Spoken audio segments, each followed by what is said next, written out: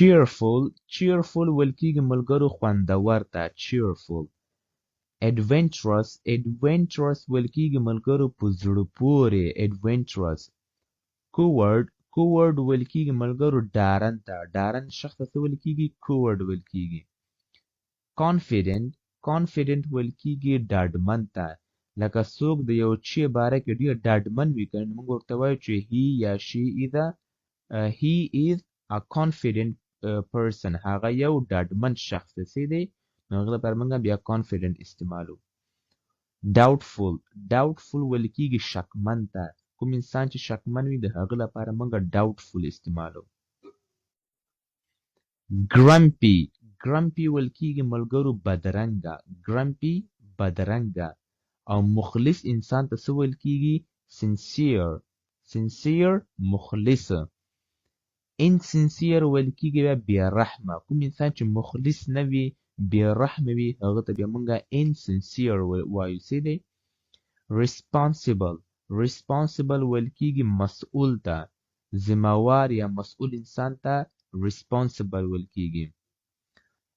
irresponsible ویل کېږي بې مسؤلیته کوم انسان چې مطلب بې مسؤلیته وي هغه ته بیا موږ irresponsible وایو څه دی. fragile ویل کېږي ملګرو نازک ته کوم شی ډېر نازک وي هغه لپاره موږ fragile استعمالو څه دی. diligent ویل کېږي ملګرو زړور ته زړور انسان ته diligent ویل کېږي. او سست انسان ته ملګرو lazy ویل کېږي lazy سست انسان څه دی.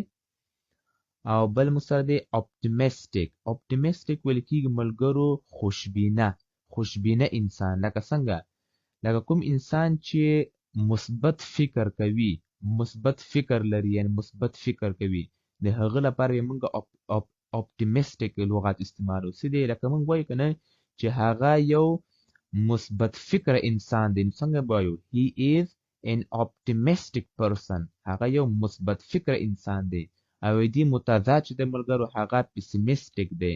pessimistic بیا ویل کېږي ملګرو بدبینه مطلب چې د یو شي باره کې منفي فکر کوي هغه ته بیا موږ pessimistic وایو لکه موږ وایو چې هغه یو منفي فکر انسان دی he is a pessimistic person څه دی.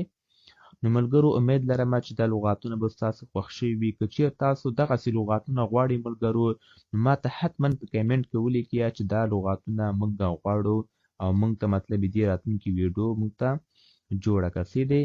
نو دا ویډیو ملګرو حتما سره لایک یا چینل هم سره سبسکرایب کړئ داسې نورو مهمو ویډیوګانو لپاره. Thank you so much for watching this video.